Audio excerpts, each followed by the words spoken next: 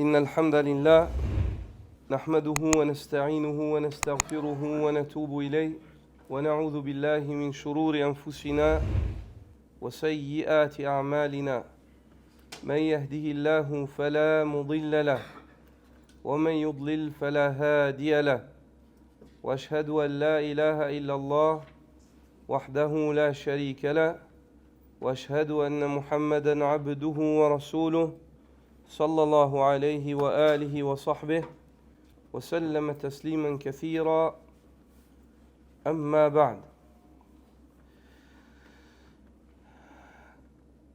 En cette journée du 12 du mois de Safar de l'année 1446 de la Hijra du prophète sallallahu alayhi wa sallam, correspondant au 16 août 2024. Autour de ce thème, Maqasid Azima min Maqasid Dinina, des nobles buts parmi les buts élémentaires de notre religion, de la religion avec laquelle Allah a envoyé tous les prophètes. والأصل في الإيمان يا عباد الله هو الإيمان بالله تعالى الذي له الخلق والأمر قال تعالى ألا له الخلق والأمر.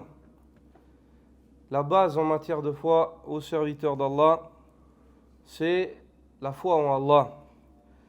Allah le Très-Haut, celui à qui revient la création et l'ordre. La création et l'ordre. Ou alors celui à qui revient l'ordre universel et l'ordre législatif. Allah Azza wa Jal dit dans Surat Al-A'raf, Ala lahu al-khalq wal-amr. N'est-ce pas que c'est à Allah que revient la création et l'ordre, le fait d'ordonner. ومما يتعلق بالإيمان بالله تعالى الإيمان بكمال الله تبارك وتعالى. Il fait partie de la foi en Allah, le fait d'avoir foi et d'être convaincu en la perfection d'Allah, dans le fait qu'Allah Azza wa Jal est parfait, gloire et pureté à lui. Allahu subhanahu wa ta'ala lahu al-kamalul mutlaq. Allah subhanahu wa ta'ala revient, à Allah revient la perfection absolue. فإيماننا بكمال الله تعالى يستلزم الإيمان بكمال الله في أسمائه وأوصافه وأفعاله وفي ذاته مطلقا. Lorsque nous disons que nous avons foi en la perfection d'Allah, ceci implique d'avoir foi en la perfection d'Allah Azza wa Jal, en ses noms, en ses attributs, en ses actes, en l'être divin, en ce qu'il fait, et ainsi de suite. فنؤمن بأن أفعاله وأوامره سبحانه وتعالى متعلقة بكماله وحكمته. Nous avons foi et nous sommes convaincus que les actes divins ainsi que les ordres divins sont bâtis sur la perfection divine. Ils émanent de la perfection divine ainsi que de sa pleine sagesse. فمن أسمائه سبحانه وتعالى الحكيم, fait partie des noms d'Allah, le Très-Haut, Al-Hakim, celui qui est infiniment sage. وهو سبحانه وتعالى موصوف بالحكمة البالغة. Et Allah est qualifié par ce qualificatif, qui est le fait qu'il a la sagesse absolue. فأمره الكوني وأمره الشرعي مبني على حكمته البالغة. Donc l'ordre d'Allah universel et l'ordre d'Allah législatif est absolument bâti sur la sagesse divine. C'est-à-dire quand Allah ordonne qu'une chose se passe d'une manière universelle ou alors d'une manière législative, cet ordre il émane de la sagesse d'Allah. Il y a forcément une sagesse. Cette sagesse, des fois, elle paraît au grand jour, aux yeux de tout un chacun. Des fois, elle ne paraît pas au grand jour, aux yeux de tout un chacun, mais certaines personnes l'aperçoivent. Et des fois, Allah Azza wa Jal la dissimule. Elle paraîtra yawm al-qiyamah. Elle paraîtra yawm al-qiyamah. ومن حكمته وبالغ أمره أنه ما خلق هذا الكون عبثا ولا هملا. Et fait partie de la sagesse infinie d'Allah subhanahu wa ta'ala, ainsi que la perfection de l'ordre divin, fait partie de cela le fait qu'Allah n'ait pas créé vainement cet univers et cette création. Et il ne l'a pas créé pour le délaisser à lui, pour délaisser sa création à elle-même. Allah a créé cette création, il l'administre, la gère, la pourvoit, et ainsi de suite. Balillahu khalaqa al-kawn li hikmah. Et Allah a créé tout cet univers pour une sagesse absolue. Qala jalla wa ala, Allahu alladhi khalaqa sab'a samawat wa min al-ardi mithlahun yatanazzalu al-amru baynahun lita'lamu anna Allah ala kulli shay'in qadir wa anna Allah qad ahata bi kulli shay'in ilma. Allah subhanahu wa ta'ala évoque dans Surat Al-Talaq, il dit Allah est celui qui a créé les 7 cieux ainsi qu'un nombre équivalent de terres. Il fait descendre entre celles-ci son ordre. Notez ici, il évoque ces 2 points. La création et l'ordre. Ce qu'on a évoqué au début dans Surat Al-A'raf. Ala lahu al-khalqu wal-amr. Allah Azza wa Jalla ici évoque, revient vers ces 2 points qui font référence à l'ordre d'Allah universel et l'ordre d'Allah législatif. C'est Allah qui commande. Allah a créé ces 7 cieux ainsi qu'un nombre équivalent de terres. Khalaqa sab'a samawat wa min al-ardi mithlahum.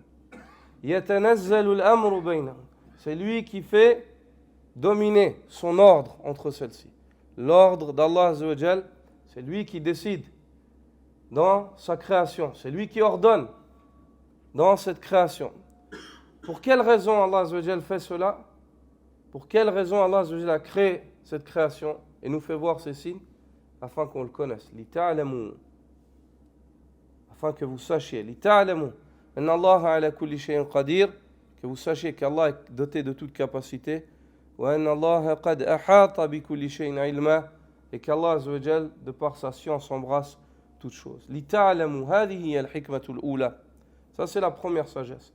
Afin que vous sachiez, afin que vous connaissiez Allah Azza wa Jal. Car plus vous connaissez Allah, plus vous êtes prêt à répondre à Allah.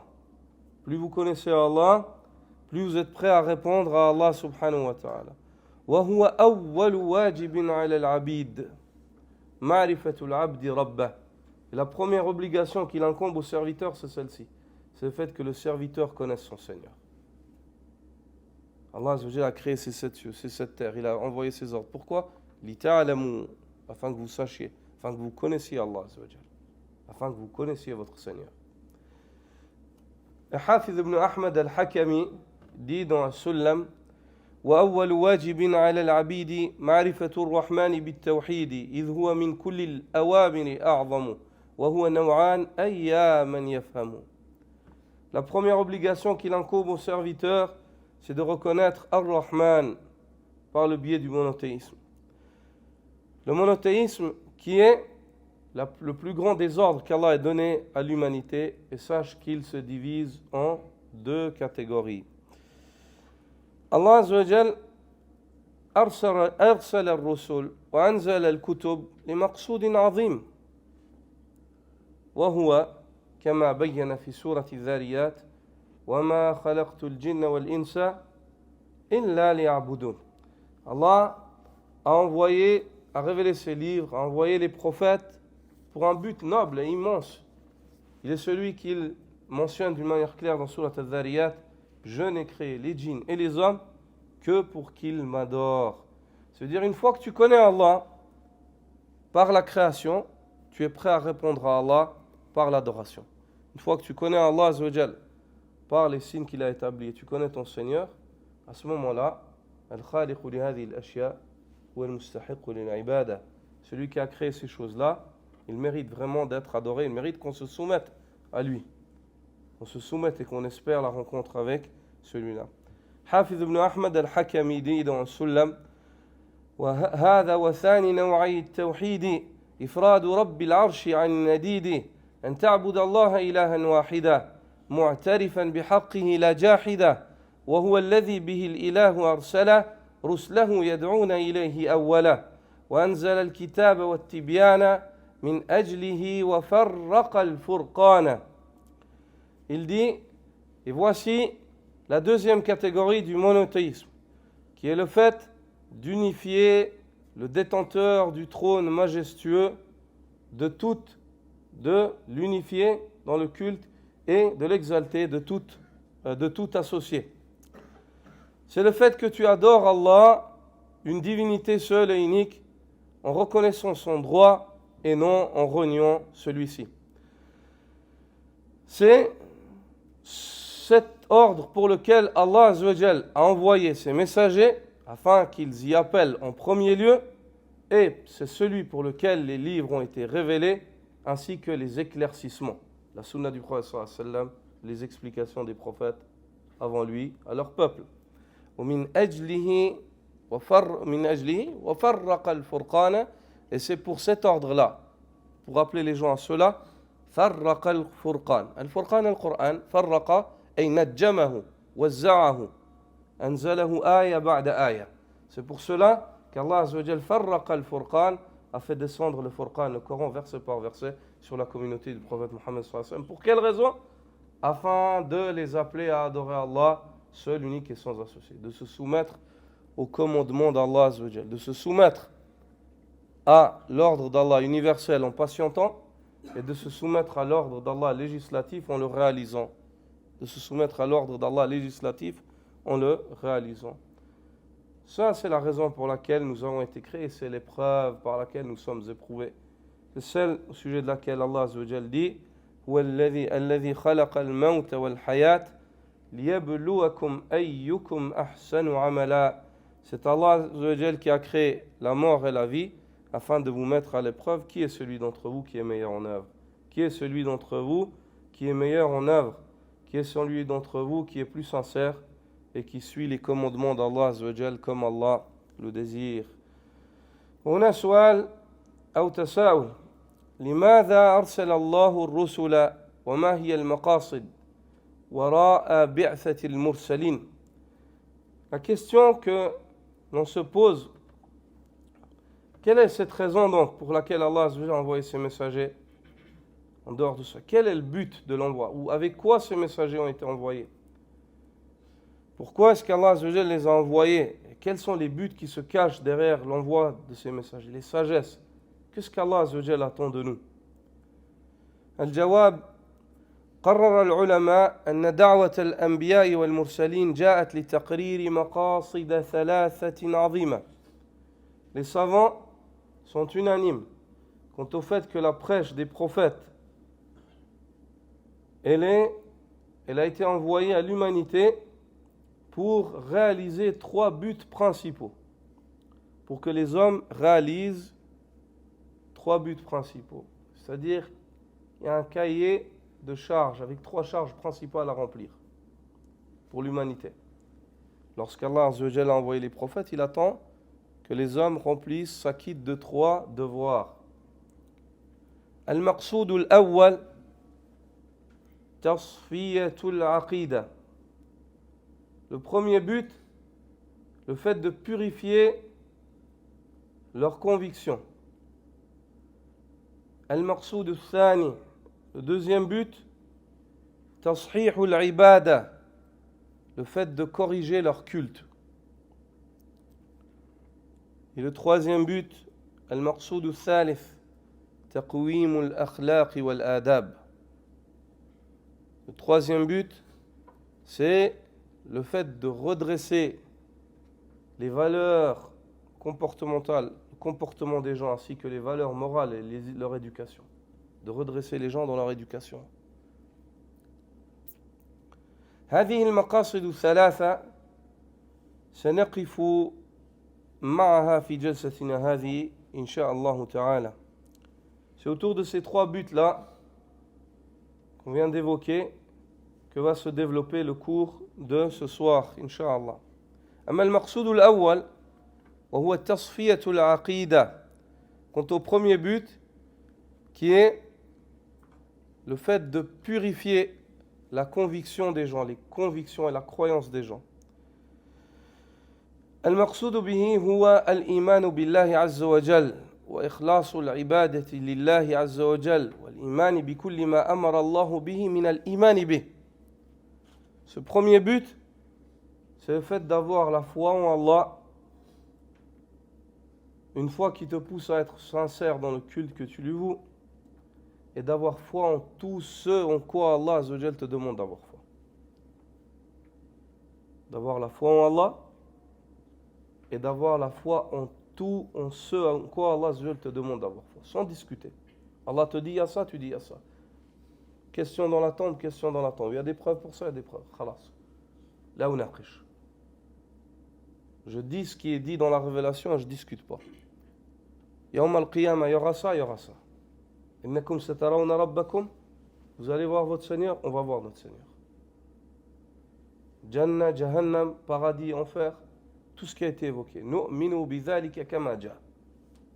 On a foi en tout cela comme c'est venu. Wa naqul kama qil. Et on dit comme ça a été dit dans les textes. وهذا المقصود يعني الإيمان بالله فطر الله عز وجل العباد عليه. Et c'est sur ce premier but, à la base, Allah Azza wa Jalla, il crée les hommes dans leur nature saine, sur ce but-là. Ils sont à la base dans leur création, avant qu'elle ne soit altérée, ils sont naturellement croyants. Bon, ils savent qu'Allah est leur Seigneur, ils ont foi en leur Seigneur, dans leur nature saine. L'imam al-Bukhari extrait dans son Sahih, ainsi que Muslim dans son Sahih, sur Abu Hurayra radiyallahu ta'ala anhu, qui dit que le prophète sallallahu alayhi wa sallam dit Kullu mawloudin yuladu ala al-fitra. Chaque enfant naît sur la nature saine. فأبواه يهودانه أو ينصرانه أو يمجسانه. Ce sont ses parents qui font de lui ensuite un juif, un chrétien ou alors un adorateur de feu. Ici dans ce hadith, le prophète sallallahu alayhi wa sallam n'a pas dit yusallimani ou yuslimani. Il n'a pas dit ils font de lui un musulman. Pourquoi? Car il le dit kullu mawloudin yuladu ala al-fitra. Tout nouveau-né né sur l'islam à la base.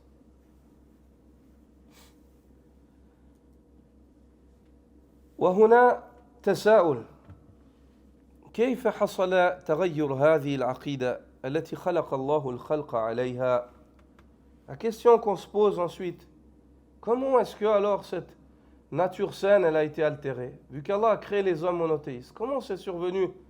D'où ça vient en fait le fait que les gens soient polythéistes ou adorent d'autres divinités ou sortent de cette nature? Comment est-ce que cette nature elle a été altérée? La réponse, Allah khalaqa Adam alayhi salam wa dhurriyyatahu wa kanu ala at-tawhid. Allah a créé Adam alayhi salam ainsi que sa descendance et ils étaient purement monothéistes. قال تعالى كان الناس أمة واحدة فبعث الله النبيين مبشرين ومنذرين. Allah Azza wa Jalla dit dans Surat al-Baqarah, les gens étaient ou formaient à la base une seule et même communauté. Puis ensuite Allah envoya des prophètes en tant qu'annonciateurs de bonnes nouvelles et avertisseurs. Dans Surat Yunus, il dit وَمَا كَانَ النَّاسُ إِلَّا أُمَّةً وَاحِدَةً فَاخْتَلَفُوا. Les gens à la base ne formaient qu'une seule communauté unique, puis ils ont divergé. فَاخْتَلَفُوا. C'est-à-dire qu'Adam a été créé avec sa descendance monothéiste, une seule communauté. L'imam al-Barawi, rahimahullah, dit dans son tafsir وَمَا كَانَ النَّاسُ إِلَّا أُمَّةً وَاحِدَةً أي على الإسلام.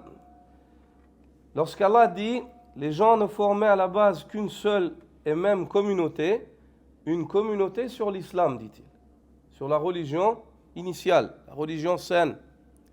فَاخْتَلَفُوا وَتَفَرَّقُوا إِلَى مُؤْمِنٍ وَكَافِرٍ. Puis ils ont commencé à diverger entre eux et ils se sont divisés entre croyants et mécréants.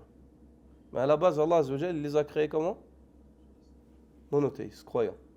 Ça, c'est leur base. Quand ils sortent de cette base-là, ils altèrent la nature saine et ils sortent. Ils quittent la base dans laquelle Allah Azza wa Jalla les a créés. Et subhanallah, souvent on a évoqué ce fait-là, après avoir discuté avec des frères, pas mal de frères, qui par la grâce d'Allah Azza wa Jal sont convertis et pas reconvertis. Convertis et pas reconvertis. Parce que cette parole reconverti, c'est une philosophie francophone de certains imams ou de, je ne sais pas d'où est-ce qu'elle nous est parvenue. Mais je vais vous expliquer pourquoi c'est faux, le fait de dire reconverti. Quand tu dis reconverti, c'est un préfixe qui veut dire encore une fois. Ça veut dire il s'était déjà converti une fois, puis il est sorti, puis là il s'est reconverti. Ces personnes-là qui disent reconverti, ils visent par cela, tu leur dis pourquoi tu dis pas converti mais reconverti? Moi je suis reconverti. Non, tu n'es pas reconverti, tu es converti. Pourquoi tu dis reconverti? Parce que on nous a enseigné qu'on est né musulman, donc après on a quitté, puis là je reviens. Quand tu es né musulman, tu t'es pas converti, tu as été créé comme ça. Est-ce que c'est clair? Il n'y a pas de conversion en fait. C'est la nature saine. C'est la création, ce n'est pas une conversion. Est-ce que c'est clair? Donc, même au niveau linguistique, c'est faux. Et au niveau religieux, c'est encore plus faux. Donc arrêtez de dire, on entend des personnes, je ne sais pas s'ils trouvent que si on rajoute un préfixe, ça fait plus intelligent ou ça fait plus recherché dans la manière de parler. Ça ne sert à rien de rajouter des préfixes inutilement. Il faut réfléchir à ce que ça veut dire avant de parler. Donc, converti. Ayant parlé avec beaucoup de frères qui sont convertis, lorsque tu les interroges, comment tu t'es senti quand tu es venu dans l'islam? Il dit, subhanallah, je me sens comme si je suis venu à ma place. C'est comme si je reviens à ma place là où je devais être. Ce ressenti-là, c'est le ressenti de sa fitra, qui a été altérée. Puis maintenant, elle est dépoussiérée, elle est débarrassée de la souillure qui l'a souillée. Alhamdulillah, elle a repris sa place initiale. Là où Allah l'a créé, son Seigneur, celui qui est le plus proche de lui. Donc, ici l'imam al-Baghawi dit cette même communauté, dans les deux versets, c'est la communauté de l'islam, c'est la nature saine. Les gens étaient sur la nature saine, sur le monothéisme. L'imam Ibn al-Jawzi, quant à lui, dit dans son tafsir, dans le Z, il dit أحسن الأقوال أنهم كانوا على دين واحد موحدين.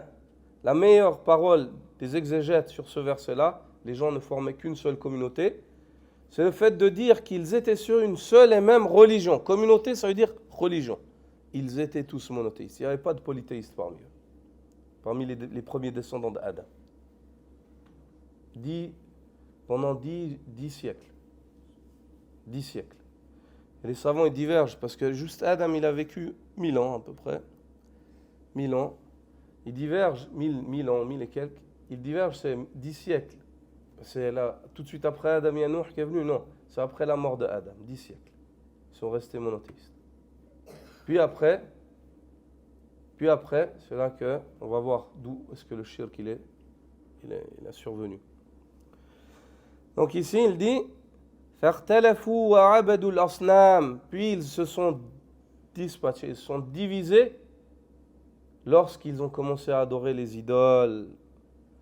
فَكَانَ أَوَّلَ مَنْ بُعِثَ إِلَيْهِمْ نُوحٌ عَلَيْهِ السَّلَامُ.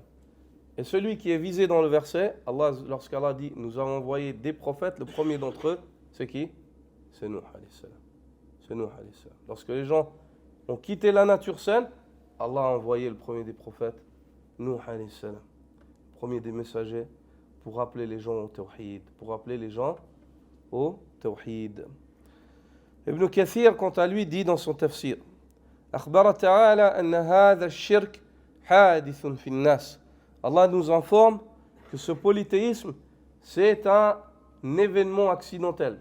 C'est-à-dire que les gens, en fait, ils ont quitté, ils ont altéré la base saine sur laquelle ils étaient. C'est quelque chose qui est survenu, ce n'est pas quelque chose qui était à la base.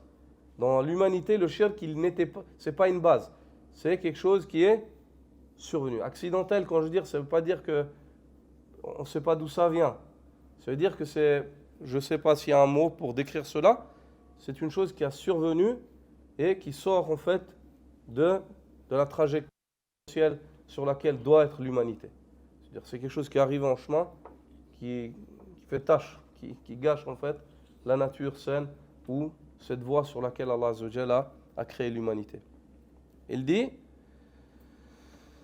Ka'inun ba'da an lam yakun. Il est survenu après qu'il n'ait pas existé. Au départ, jamais ça a existé le shirk au début de la création. Wa anna an-nas kullahum kanu ala dinin wahid. Et les gens étaient tous sur une seule religion. Wa huwa al-islam, dit Ibn Kathir. Et cette religion-là, c'est l'islam. C'est l'islam. Lorsqu'il dit c'est l'islam, ça veut dire quoi? Quel islam? Quel islam? Notre islam à nous? Avec les 5 piliers? Quel islam alors? Parlez correctement, conformément à ce que vous savez. Hanifiya, oui, mais c'est quel islam, ya akhi? L'islam, il est de combien de catégories? Quand on parle d'islam dans les textes de la religion, là, c'est faux. 2. Qui a dit 2? Quel? Non, l'islam au sens large et au sens restreint. L'islam au sens restreint, c'est quoi? C'est notre islam à nous avec les 5 piliers. L'islam au sens large, c'est l'islam de tous les prophètes.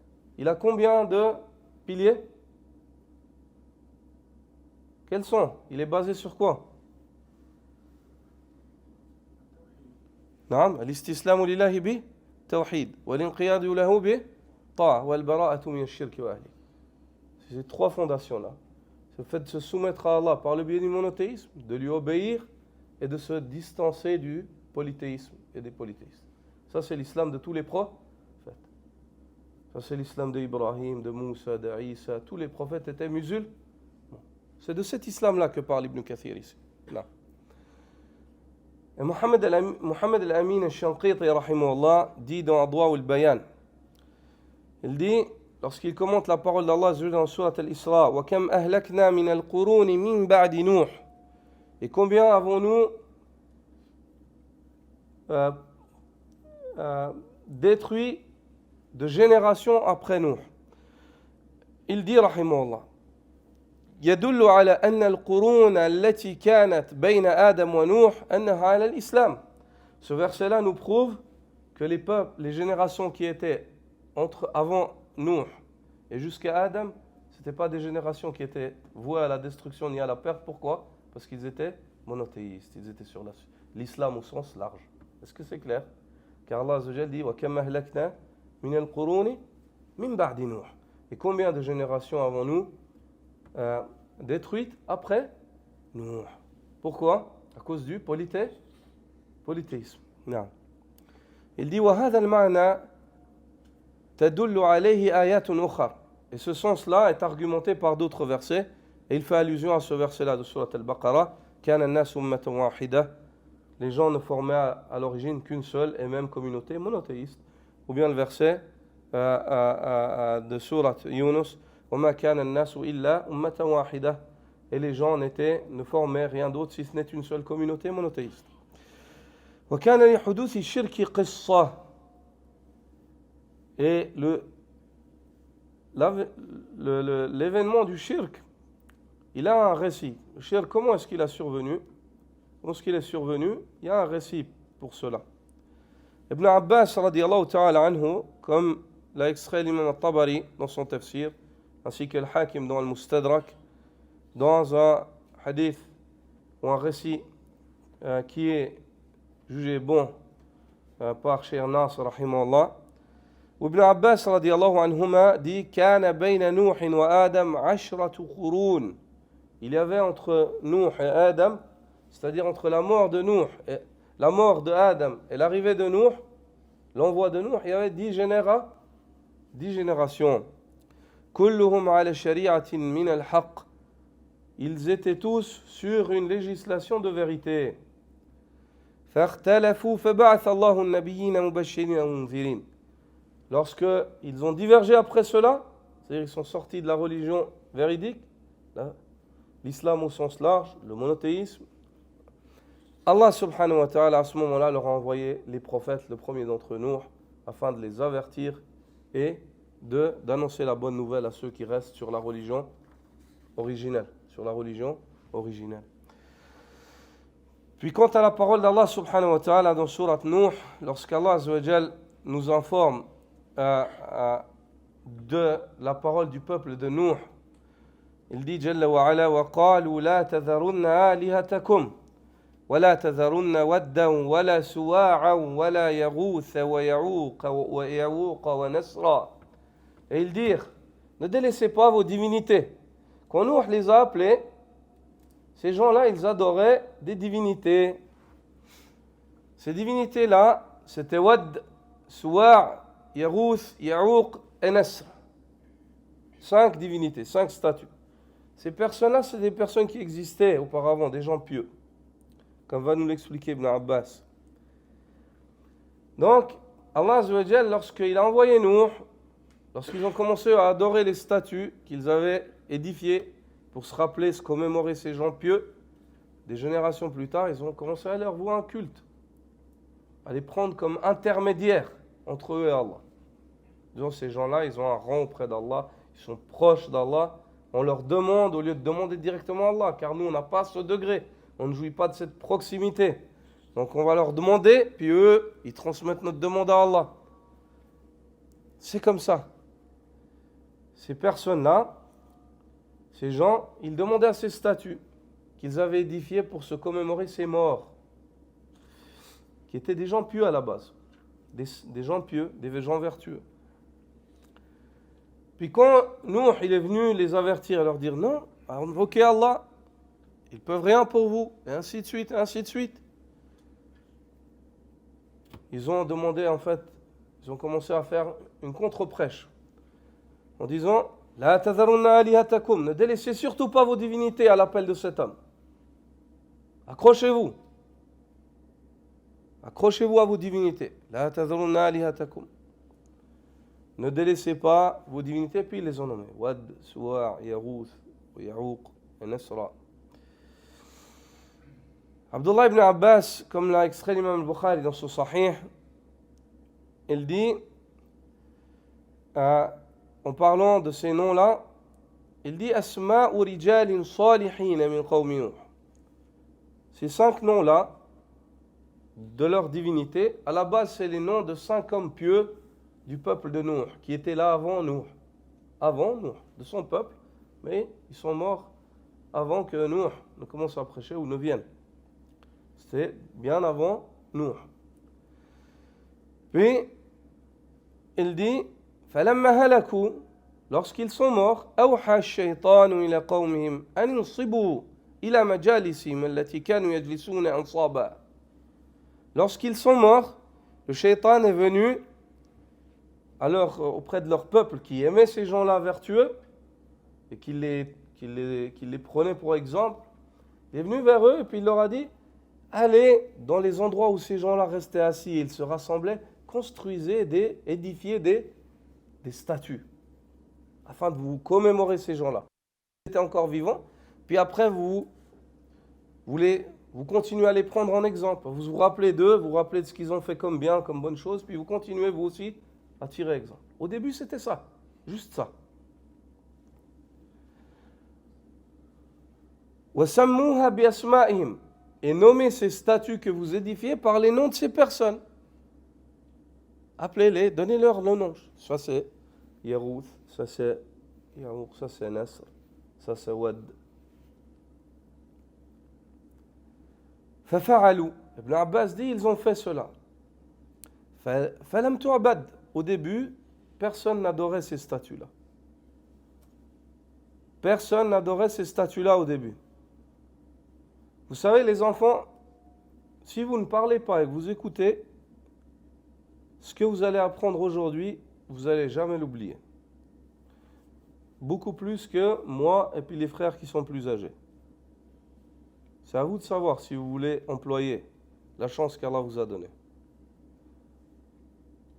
Mais par contre, il faut écouter avec attentivement. Tandis que nous, moi, pour vous dire ça, moi j'ai besoin d'un papier. Je ne peux pas sans papier. Vous, je peux vous garantir, si vous m'écoutez, moi, lire du papier, je vous assois après et vous allez tout me raconter. Parce que Allah, il vous a donné une capacité. Il faut employer cette capacité. Et vous savez que pendant les cours, on ne parle pas. On écoute attentivement et on ne parle pas. Non. Puis, au début, personne ne les adorait. حتى إذا هلك أولئك وتنسخ العلم عبدت. Jusqu'à ce que ces gens-là qui les avaient édifiés, qui ne les adoraient pas, mais les prenaient comme exemple, jusqu'à ce que ceux-là meurent. وَنُسِخَ الْعِلْمُ. Et que le savoir disparaisse. Qu'il n'y ait plus d'ilm. Qu'il n'y a que les émotions. Oui, pourquoi? C'est des gens bien, qu'est-ce qu'il y a? Il faut les respecter, vous ne respectez pas les salihin. On juge avec les émotions, pas avec la science, pas avec les convictions. Nusikha al-ilm, ubidat. Ils ont commencé à les adorer. هذه القصة نستفيد منها فوائد كثيرة. De ce récit-là, on tire plein de bénéfices. On tire plein de bénéfices. أولها أن الأصل في البشرية التوحيد وأن الشرك طارئ على البشرية. On tire de ce récit que la base dans l'humanité, c'est le monothéisme, ce n'est pas le polythéisme. Et que le polythéisme, c'est une chose qui est survenue, qui est venue troubler la religion initiale de l'humanité. الفائدة الثانية, le deuxième bénéfice, التعرف على الأسباب التي تفسد عقائد الناس. Le fait de prendre connaissance des causes mères qui corrompent la conviction des gens. De ce récit-là, on apprend c'est quoi les causes principales qui corrompent la conviction des gens. وأولها وساوس الشياطين وساوس الشيطان الذي هو العدو. La première des causes, c'est les insufflations diaboliques, les suggestions du shaitan qui est l'ennemi de l'homme par excellence. من الأدلة التي تدل على أن الشيطان يوسوس على الناس الشرك الحديث القدسي الذي أخرجه مسلم في صحيحه قول النبي صلى الله عليه وسلم عن ربه عز وجل وإني خلقت عبادي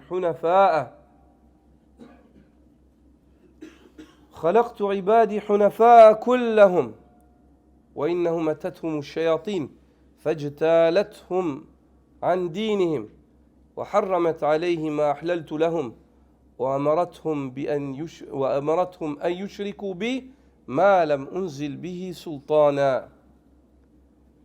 Et la preuve dans la sunna du prophète sallallahu alayhi wa sallam qui nous prouve que le démon vient insuffler le shirk, c'est le hadith rapporté par l'imam Muslim, hadith Qudsi, où le prophète sallallahu alayhi wa sallam nous informe qu'Allah le Très-Haut dit: j'ai créé mes serviteurs, tous mes serviteurs monothéistes, sans exception. Kullahum. Hunafa'a kullahum. Je les ai tous créés monothéistes. Wa innahum atathum shayatin. Et c'est les démons qui se sont approchés d'eux. Fajtalathum an dinihim. Ils les ont détournés de leur religion. Wa harramat alayhim ma ahlaltu lahum. Ils les ont poussés à s'interdire des choses que je leur ai permises. Vice-versa aussi. À se rendre permises des choses que je leur ai interdises. Et ils évoquent la pire d'entre elles. Et ils leur ont ordonné de me donner des associés alors qu'ils n'ont aucune preuve pour cela. Et l'homme obéit. Il obéit à son ennemi, il désobéit à qui? À son créateur. Donc prenons garde de cet ennemi qui est le shaitan, Et sache que le but du shaitan, même par le biais des péchés, c'est le fait qu'il te pousse au shirk. Il n'est pas content, lui. Tu fais les péchés, il est content, mais il n'est pas content. Son but à lui, final, c'est le fait qu'il te pousse de péché en péché, de péché en péché, de péché en péché, jusqu'à ce qu'il te casse ta foi. Et puis au bout d'un moment, il te pousse à renier, ou ne plus avoir la foi, ou devenir athée, ou polythéiste, ou X ou Y. Allah subhanahu wa ta'ala dit dans Surat Fatir, Inna shaytana lakum adoun fattakhidhuhu adoua. Le démon est un ennemi juré pour vous. Traitez-le comme tel. Prenez-le comme ennemi. La deuxième cause qui corrompt la croyance des gens, ومن أسباب تغير العقيدة وحدوث الشرك انتشار الجهل. Le fait que se répande l'ignorance chez les gens, qu'il n'y ait plus de savoir. Que les gens ils s'éloignent de la connaissance d'Allah, du tawhid, de connaître Allah, de s'évoquer, d'apprendre, d'enseigner, de se conseiller. Lorsque l'ignorance se répand, les ténèbres se répandent. C'est pour cela que Ibn al-Jawzi dit dans Talbis Iblis, فَعْلَمْ أَنَّ أَوَّلَ تَلْبِيسِ إِبْلِيسِ عَلَى النَّاسِ صَدُّهُمْ عَنِ الْعِلْمِ. Sache que la première ruse du démon par laquelle il s'approche, il cherche à s'approcher des gens, c'est le fait de les égarer du savoir. فَإِذَا أَطْفَأَ مَصَابِحَهُمْ خَبَّطَهُمْ فِي الظُّلَمِ كَيْفَ شَاءَ. Car lorsqu'il éteindra les lanternes du savoir, il les traîne dans les ténèbres comme il veut. Dans le shirk, dans le bid'a, dans le crime, dans l'injustice, dans le vol, dans le riba, dans le zina. Il n'y a plus de nour al-ilm. La personne, c'est bon, elle ne voit plus où elle va. Elle se laisse aller, elle se laisse traîner.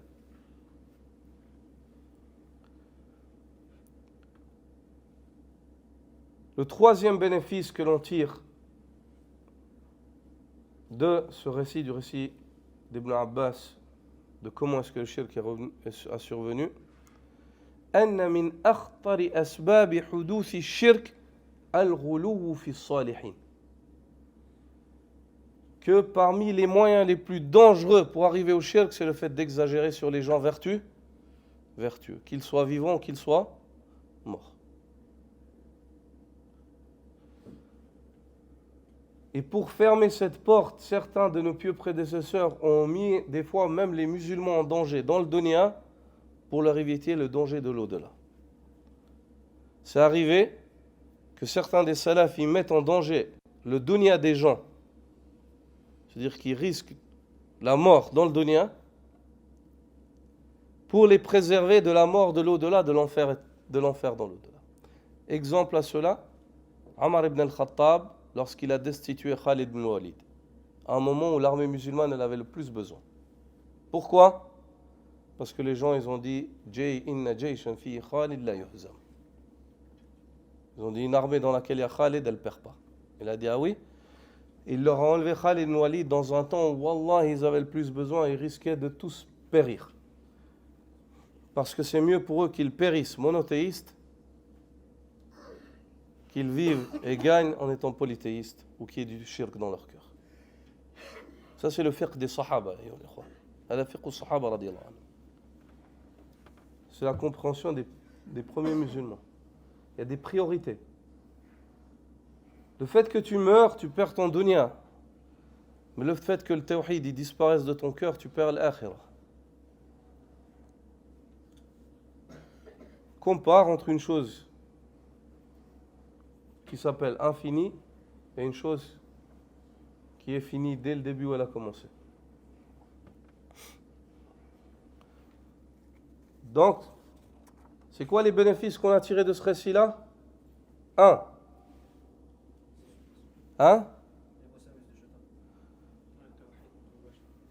Le tawhid, c'est la base dans l'humanité, le shirk, tari. C'est une chose qui a survenu. 2. Comment est-ce que l'altération de la croyance des gens, elle survient ? On a appris les causes. 1. Le shaitan. 2. Le manque de savoir. Le troisième bénéfice, l'exagération sur les pieux. Ça, c'est les bénéfices qu'on a tirés de ce récit-là. Non. إذا فهمنا هذه القصة وما يتعلق بها من الفوائد فلنلخص الآن ما يتعلق بالأصل الأول من أصولنا الثلاثة التي عليها مدار دعوة الأنبياء والمرسلين وهو الإيمان بالله. Si on a compris ce récit-là, comment est-ce que le shirk est survenu, vu qu'Allah a créé Moutaïs, on a compris ce récit, cette introduction. Maintenant, on entreprend, on étudie le premier des points par lequel on va purifier notre croyance, c'est la foi en Allah. La foi en Allah, قال العلماء الإيمان بالله يستلزم منا الإيمان بأمور أربعة. La foi en Allah, elle implique que nous ayons foi en quatre choses. Al-Iman biwujudi, la foi en l'existence d'Allah. Et ceci, bil-fitra, par la nature saine. Wal-aql, par la raison. Wal-naql, par la révélation. Wal-hiss, par le ressenti.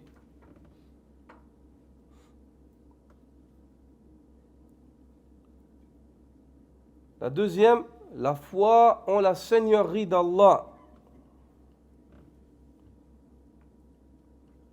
Ceci veut dire qu'on a foi qu'Allah c'est le Seigneur parce qu'Allah crée, parce qu'Allah domine, al-mulk, et parce qu'Allah administre, gère, al-tadbir. Tu es convaincu qu'Allah c'est ton Seigneur, il t'a créé, il domine tout et il administre, c'est lui qui décide. Ma kana lahumul khiyara. C'est pas eux de choisir. La troisième, c'est la foi en al-uluhiyya, en le droit du culte absolu qui revient à Allah d'une manière exclusive. Toute adoration, elle est dédiée à Allah seul, unique et sans associé. Tout ce qui s'appelle ibada, que ce soit ibada du cœur, de la langue ou du corps, elle est que pour Allah. La quatrième, c'est la foi en les noms et les attributs d'Allah. D'avoir foi en les noms et les attributs d'Allah. De dire au sujet d'Allah ce qu'il dit sur son être. De renier au sujet d'Allah ce qu'il renie sur sa personne, son être. Et ceci, de le faire sur quatre fondations. Sans altérer, بغير تحريف, sans abroger, بغير تعطيل,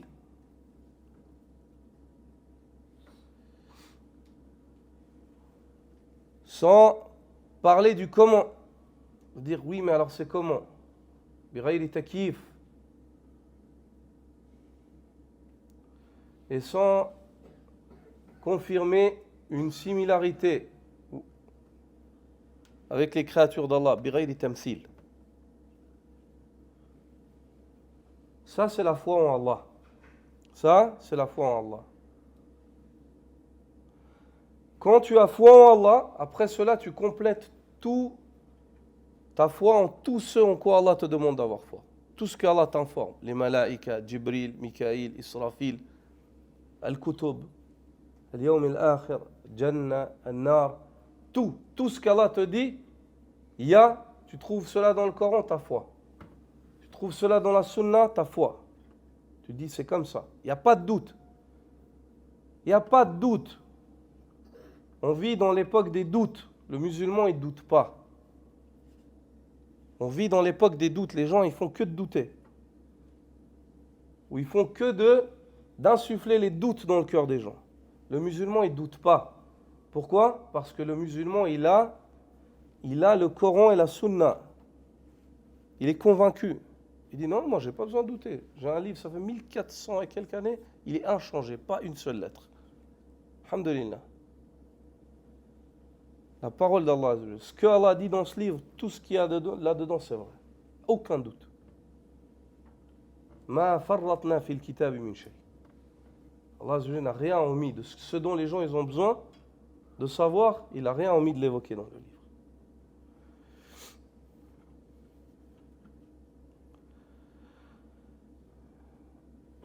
Et le prophète sallallahu alayhi wa sallam, lorsque Jibril l'a interrogé sur la foi, il a dit فَأَخْبِرْنِي عَنِ الْإِيمَانِ. Il lui a évoqué les lignes directrices de la foi. Il a dit أَن تُؤْمِنَ بِاللَّهِ وَمَلَائِكَتِهِ وَكُتُبِهِ وَرُسُلِهِ وَالْيَوْمِ الْآخِرِ وَالْقَدَرِ خَيْرِهِ وَشَرِّهِ. C'est au fait que tu aies la foi en Allah, en ses anges, en ses livres, en ses messagers, au jour dernier, ainsi qu'au destin bon ou mauvais. Celui qui complète فإذا استكمل الإيمان بهذه الأركان الستة فإذا استكملت الإيمان بهذه الأركان الستة فعليك أن تعرف أيضا ضد الإيمان فكما تتعلم الخير لابد أن تعرف الشر من أجل أن لا تقع فيه والأصل في هذا الباب حديث حذيفة بن اليمان رضي الله تعالى عنه في صحيح مسلم وغيره حيث قال كان الناس يسألون رسول الله صلى الله عليه وسلم عن الخير وكنت أسأله عن الشر مخافة أن يدركني.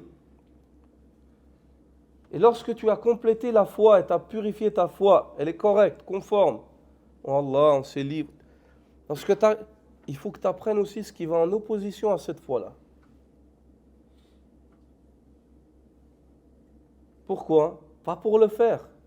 Une fois que tu as une base solide dans la foi, il faut que tu apprennes ce qui contredit ta foi. Par crainte de ne pas tomber dedans. Par crainte de tomber dedans. Afin que tu ne tombes pas dedans. Ou bien par crainte que peut-être tu sois sali, tu salisses ta foi par quelque chose de ces choses-là et que tu ne te rendes pas compte. Et la base en cela, c'est le hadith de Huzayfa ibn al-Yaman. Dans le Sahih de l'imam Muslim où le prophète sallallahu alayhi wa sallam, Huzayfa dit, les gens interrogeaient le prophète sallallahu alayhi wa sallam sur le khayr. Quant à moi, je ne cessais de l'interroger sur le char, sur le mal. Par crainte que je ne sois atteint du mal. Et sans m'en rendre compte. Et je voulais savoir c'est quoi qui est mauvais. Afin de ne pas le faire. Afin de ne pas le faire. Et c'est sur cette base que le poète Abu Faris Al-Hamdani a dit عرفت الشر لا للشر لكن للتوقي فمن لا يعلم الشر من الخير يقع فيه. J'ai appris le mal, pas pour le faire, mais pour m'en prémunir. Celui qui ne distingue pas entre le mal et le bien tombe facilement dans le mal. فلنحذر من أن نقع في نواقض الإيمان. Faisons donc attention afin de ne pas tomber dans une chose qui fasse partie des annulatifs de la foi, qui annule notre foi, comme le kufr, comme la grande hypocrisie, comme le grand polythéisme. ونحذر من أن نقع في نواقص الإيمان كذلك. Et prenons garde aussi à ne pas tomber dans des choses qui font régresser notre foi. Et ceci, c'est tous les péchés. Ne fais pas de péché en sachant que c'est un péché. Tu sais que c'est un péché. Si tu le fais, ta foi, elle va baisser. Tu perds de ta foi. T'as besoin. La chose que tu as le plus besoin, c'est ton iman. Le voyage dans l'au-delà, ce que tu vas avoir besoin, c'est le iman. Plus ton iman il est complet, plus ton voyage il va être assuré. Rapide, bien, tu vas arriver. Mais moins ta foi elle est complète, plus le voyage il sera ou long, ou ça va ralentir, ou il y aura, ou peut-être tu vas t'arrêter dans certaines stations avant d'arriver, car Allah nous préserve. فاحذر إذن عموم الذنوب والمعاصي لأنها تنقص الإيمان. Prends garde donc aux péchés d'une manière générale car elles font régresser la foi. واحذر غاية الحذر من الشرك الذي هو يزيل الإيمان. Et prends garde d'une grande garde au shirk, au polythéisme majeur, ou à la mécréance, ou à la grande hypocrisie, car il déracine la foi. Quand l'homme commet un acte de polythéisme majeur, il est plus croyant. Quand l'homme fait preuve d'hypocrisie majeure, il est plus croyant. Ou de mécréance, il est plus croyant. Fais attention. وتخاف من الوقوع في الشرك عليك أن تخاف فقد خافه من هو أحسن منك إبراهيم الخليل عليه السلام والنبي صلى الله عليه وسلم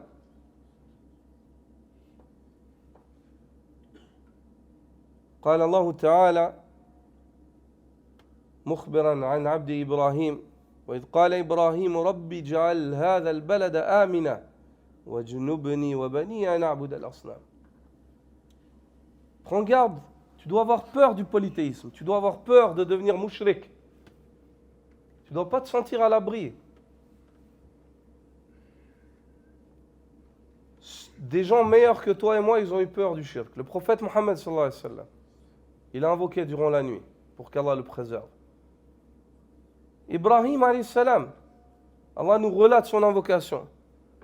Ibrahim dit, oh mon Seigneur, fais que cette vallée-là soit une contrée sûre et préserve-moi ainsi que ma descendance du culte des idoles. Ibrahim, il dit ça alors que c'est lui qui a cassé les idoles.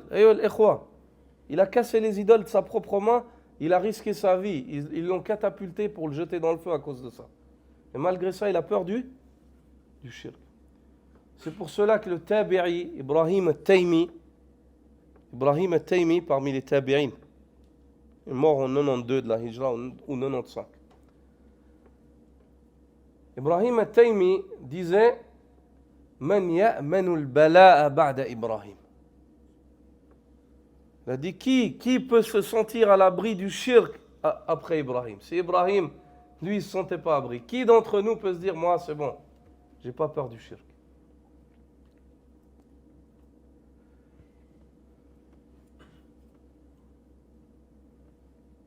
Et c'est quelle heure là? 22h09. À quelle heure c'est l'adhan? Dans 10 minutes. Dans 10 minutes. Subhanaka wa bihamdik, ashhadu an la ilaha illa anta, astaghfiruka wa atubu ilayk. La semaine prochaine, on est